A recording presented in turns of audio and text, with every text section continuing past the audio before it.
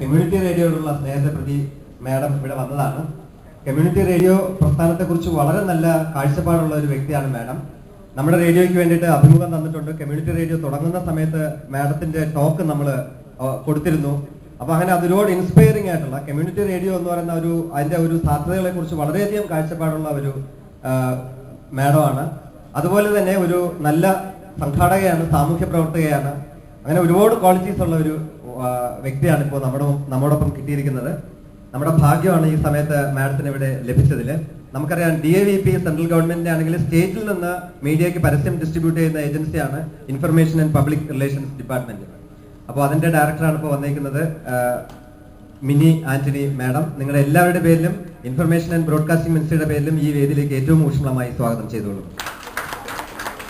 Madam നിങ്ങളോട് രണ്ടു വാക്ക് സംസാരിക്കും. ഒപ്പം എന്തെങ്കിലും ഒരു 10 മിനിറ്റ് ഇന്ററാക്ഷൻ ആണ് ഉദ്ദേശിക്കുന്നത് ഈ പരിപാടിയാണ്. അതുകൊണ്ട് മാഡത്തിന് പോകാൻ തിരക്കുള്ളതുകൊണ്ട് അതിൽ കൂടുതൽ 1 മിനിറ്റ് പോലും ഇവിടെ ഇരുത്തിയിരിക്കത്തില്ല എന്ന് ഞാൻ മാഡത്തിന് ഉറപ്പ് കൊടുത്തിട്ടാണ് ഇവിടെ വന്നത്. അതുകൊണ്ട് മാഡത്തിനെ ഞാൻ അതിലേക്ക് സ്വാഗതം ചെയ്തു.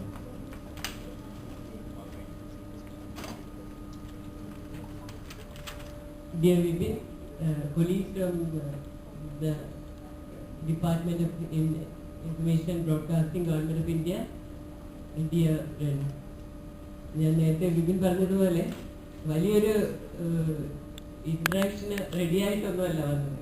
ഇവിടെ ഇൻഫർമേഷൻ ആൻഡ് പബ്ലിക് റിലേഷൻസ് വകുപ്പിനോടൊപ്പം ഞാൻ കൈകാര്യം ചെയ്യുന്ന ഫിഷറീസ് വകുപ്പ് ഇന്നിവിടെ ഇന്ത്യ ഇന്റർനാഷണൽ അക്വാ ഷോ, അത് കഴിഞ്ഞ് ഇന്റർനാഷണൽ സെമിനാർ, അങ്ങനെ വിപുലമായ 5 ദിവസത്തെ പ്രവർത്തനങ്ങൾ ഇന്നു മുതൽ ഇവിടെ നടത്തുകയാണ്. 4:30 കഴിഞ്ഞ് ബഹുമാനപ്പെട്ട മുഖ്യമന്ത്രി വന്ന് അതെല്ലാം ഉദ്ഘാടനം ചെയ്യും. അപ്പം ആ തിരക്കിനിടയിൽ ഇവിടെ വരാനിടയായത് ഇവിടെ വിപിനൊക്കെ പ്രതിനിധീകരിക്കുന്ന ആ ഒരു പ്രസ്ഥാനം, അതുമായിട്ട് ഡിസ്ട്രിക്ട് കളക്ടർ എന്ന നിലയിൽ എനിക്ക് കുറച്ചൊരു ബന്ധങ്ങളുണ്ടായിരുന്നു.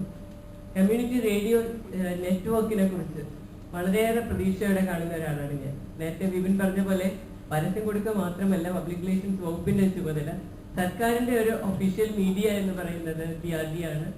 ഞങ്ങളെ സംബന്ധിച്ചിടത്തോളം 2-3 തലത്തിൽ ഞങ്ങൾ, അതായത് ഫീൽഡ് പബ്ലിസിറ്റി ആക്ടിവിറ്റീസ് വഴി, അതുപോലെ ഗവൺമെന്റിന്റെ പബ്ലിക്കേഷൻസിന്റെ എല്ലാം ചീഫ് എഡിറ്ററാണ് PRD ഡയറക്ടർ. മറ്റ് ക്യാമ്പയിൻസ് പ്രത്യേക മിഷൻസുമായിട്ട് ചേർന്ന് ഞങ്ങൾ നടത്താറുണ്ട്. ഇതിലെല്ലാം ഞങ്ങൾക്ക് കിട്ടുന്ന ഒരു നല്ല പാർട്ട്ണറാണ് കമ്മ്യൂണിറ്റി റേഡിയോ നെറ്റ്വർക്ക് എന്ന് പറയുന്നത്.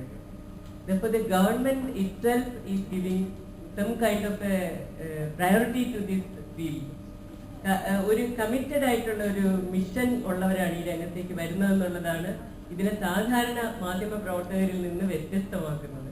ഇപ്പൊ നിങ്ങൾക്ക് തന്നെ അറിയാം, സോഷ്യൽ മീഡിയ നെറ്റ്വർക്ക് എത്ര വിപുലമാണ്, എത്ര വാസ്റ്റ് ആയിട്ടുള്ള ഒരു കാര്യമാണ്. ഇപ്പോഴത്തെ ഒരു സാഹചര്യത്തിൽ എത്രമാത്രം ആളുകൾ അതിനെ ഉപയോഗപ്പെടുത്തുന്നു, എത്രയേറെ അതിനെ നമ്മൾ ഗുണകരമായ രീതിയിലും അതുപോലെ തന്നെ ചില സന്ദർഭങ്ങളിൽ ഒന്ന് കൺട്രോൾ ചെയ്യേണ്ട രീതിയിലും ഈ ഒരു കാര്യത്തിൽ നമ്മൾ ഇൻവോൾവ് ആകുന്നു പേഴ്സൺസ് എന്ന നിലയിൽ, എത്രമാത്രം ടൈം സ്പെൻഡ് ചെയ്യുന്നു എന്നൊക്കെ. പക്ഷെ പല ഉദാഹരണങ്ങളും എടുക്കുമ്പോൾ വളരെ ലളിതമായ അല്ലെങ്കിൽ വളരെ എളിയ ഒരു സംരംഭം, ഒരു ഹംബിൾ ബിഗിനിങ്ങോട് കൂടി ആരംഭിച്ച ഒന്നാണ് ഈ community networking system.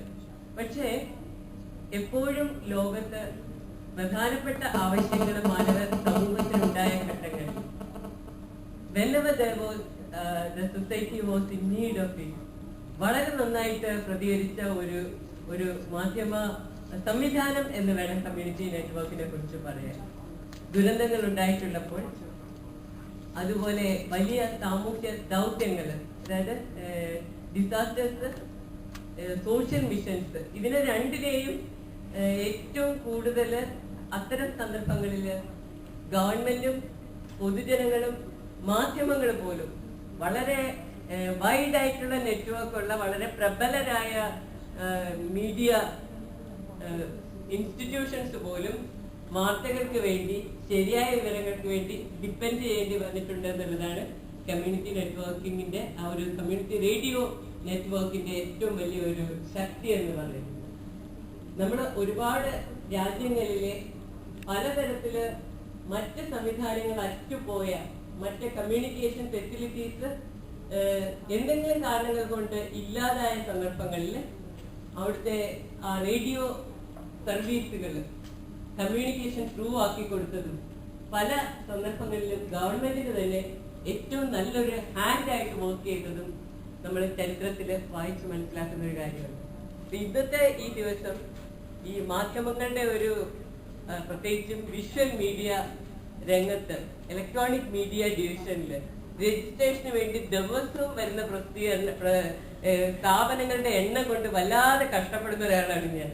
Media list അതനുസരിച്ച് എല്ലാം ചെയ്യേണ്ട ഒരു അവസ്ഥ, വലുതാക്കേണ്ട ഒരു അവസ്ഥയാണ് സർക്കാരിന്. പ്രിന്റ് മീഡിയയുടെ കാര്യത്തിൽ it's almost static and stable. പക്ഷെ വിഷ്വൽ മീഡിയയുടെ കാര്യത്തിൽ എല്ലാ ദിവസവും we get lots of new application. അതിനൊക്കെ ഒന്ന് സ്ക്രീൻ ചെയ്യാനുള്ള ഒരു ടൈം പോലും നമുക്ക് തരാറില്ല. അപ്പോഴേക്ക് അടുത്ത എൻക്വയറി വന്നു കഴിഞ്ഞിരിക്കും. That should lead to the media accreditation. Media list will naturally give them the space to media accreditation. പിന്നെ മറ്റ് എല്ലാ മീഡിയ ആനുകൂല്യങ്ങളിലേക്കും അത് നീണ്ടുപോവുകയാണ്. അപ്പൊ ഇത്രയേറെ ദൃശ്യമാധ്യമങ്ങൾ നമ്മുടെ നാട്ടിലുണ്ടാകുന്നത് എത്രയൊക്കെ ആവശ്യമാണെന്ന് ശരിയായ രീതിയിൽ ചിന്തിക്കേണ്ട ഒരു ഘട്ടത്തിലാണ് ഇന്ന് സമൂഹം. പക്ഷെ അതുമായിട്ട് കമ്പയർ ചെയ്യുമ്പോൾ ഒരു ചെറിയ കമ്മ്യൂണിറ്റിയുടെ അല്ലെങ്കിൽ ഒരു ചെറിയ പ്രദേശത്തിന്റെ ആവശ്യങ്ങളെ ശരിയായ രീതിയിൽ മനസ്സിലാക്കുകയും ആ ആവശ്യങ്ങളുടെ ഒരു പ്രയോറിറ്റൈസേഷൻ നടത്തുകയും അതിൽ മേജർ മിഷൻസിന് വേണ്ടി എപ്പോഴും ചിന്തിക്കുകയും പ്രവർത്തിക്കുകയും ആ രംഗത്തെ താല്പര്യമുള്ളവരെ ഇൻട്രസ്റ്റഡ് പാർട്ടീസിനെ കൂട്ടിയോജിപ്പിക്കുകയും കണക്ട് ചെയ്യുകയും ചെയ്യുന്ന വലിയൊരു ശക്തിയായിട്ട് നിങ്ങൾക്ക് പ്രവർത്തിക്കാൻ കഴിയും. അപ്പൊ അത് ഒരു സ്ഥാപനത്തിനാവാം, ഇത്തരത്തിൽ സാമൂഹ്യ താല്പര്യമുള്ള ഒരു വ്യക്തിക്കാവാം, ഒരു NGOയ്ക്കാവാം, ആർക്ക് വേണമെങ്കിലും ഈ രംഗത്ത് നന്നായിട്ട് ഒരു സ്ഥാനം നേടിയെടുക്കാൻ കഴിയും. അതിലൂടെ നിങ്ങൾ ആഗ്രഹിക്കുന്ന അല്ലെങ്കിൽ നിങ്ങൾ മുന്നിൽ വയ്ക്കുന്ന സാമൂഹ്യ ലക്ഷ്യങ്ങൾ നേടിയെടുക്കാൻ കഴിയും. അപ്പൊ സൊസൈറ്റിയുമായിട്ട് ഏറ്റവും അടുത്ത് നിൽക്കുന്നത്, സൊസൈറ്റി എന്നുള്ളത് നമുക്ക് പല വിധത്തിൽ ഡിഫൈൻ ചെയ്യാം. വേണമെങ്കിൽ ഈ ആഗോള സമൂഹത്തെ തന്നെ ഒരു സിംഗിൾ സൊസൈറ്റി ആയിട്ട് എടുക്കാം. But the needs and requirements of that bigger community will be different. When you come to your local community, that itself is a vibrant, self-sufficient ecosystem. But you have to do something for that. ഞാനും നിങ്ങളുമൊക്കെ നമ്മുടെ ചുറ്റുമുള്ള immediate നെയ്ബേഴ്സിന് വേണ്ടി എന്തെങ്കിലും ചെയ്യാൻ എപ്പോഴും താല്പര്യമുള്ളവരായിരിക്കണം. അത് നമ്മുടെ ധാർമ്മികമായ ബാധ്യതയാണ്, നമ്മുടെ മോറൽ റെസ്പോൺസിബിലിറ്റിയാണ്. അതിനൊരു നല്ല ഇൻസ്ട്രുമെന്റ് എന്ന നിലയിലാണ് കമ്മ്യൂണിറ്റി റേഡിയോ നെറ്റ്വർക്കിനെ എന്നും സമൂഹം കണ്ടിട്ടുള്ളത്. ഇത്രയേറെ പേര്, ഏകദേശം 60ഓളം പേര്, it's a good thing that you are able to give orientation session for these many number of persons. ഒരു പ്രത്യേക സന്തോഷമുള്ള കാര്യമാണ്. In spite of all my other inconveniences, I'm also happy to be here with you. I should congratulate the ministry as well as the Media Community Radio Association for doing this beautiful job. Mister Vipin ഇടയ്ക്കിടയ്ക്ക് വന്ന് collector എന്ന നിലയിൽ പല കാര്യങ്ങൾക്കുമായിട്ട് ബന്ധപ്പെട്ടിരുന്ന ഒരു കുട്ടിയാണ്. അപ്പൊ ഇത്തരം കാര്യങ്ങളിൽ താല്പര്യമുള്ള, ഞാൻ ഇവരുടെ വില്ലേജിൽ പോയിട്ടുണ്ട്. They are doing so many other things along with this. ഒത്തിരി സാമൂഹ്യ പ്രസക്തിയുള്ള കാര്യങ്ങൾ അവിടെ ചെയ്യുന്നുണ്ട്. അപ്പോൾ വിമൻ എംപവർമെന്റ്, സെൽഫ് എന്റർപ്രണർഷിപ്പിനുള്ള ഒരു മോട്ടിവേഷൻ കൊടുക്കൽ, അത്തരത്തിലുള്ള so many other things they are doing. So it was a very good relationship in between the district administration and their organization. അപ്പോൾ വിപിനോട് ഞാനൊരു വാക്ക് കൊടുത്തത് കൊണ്ട് നിങ്ങളെ കാണാനായി.